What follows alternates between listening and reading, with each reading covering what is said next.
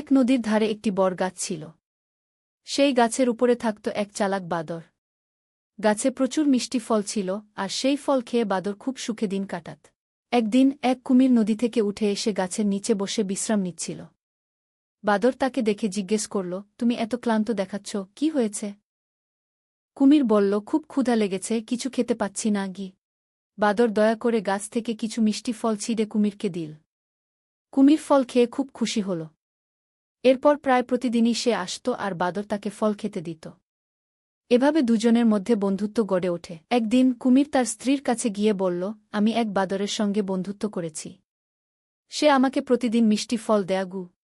কুমির খুব অস্বস্তিতে পড়ল, কিন্তু স্ত্রীর জোরাজুরিতে সে রাজি হয়ে গেল। বাদর খুশি হয়ে রাজি হয়ে গেল। কিন্তু মাঝ নদীতে কুমির তাকে সব কথা বলে ফেল। বাদর বুদ্ধি করে বলল, তুমি তো আগে বলনি। আমি তো আমার হৃদয় গাছে রেখেছি। চলো ফিরে যাই, নিয়ে আসি। বাদর বুদ্ধি করে বলল, তুমি তো আগে বলনি। আমি তো আমার হৃদয় গাছে রেখেছি। চলো ফিরে যাই, নিয়ে আসি।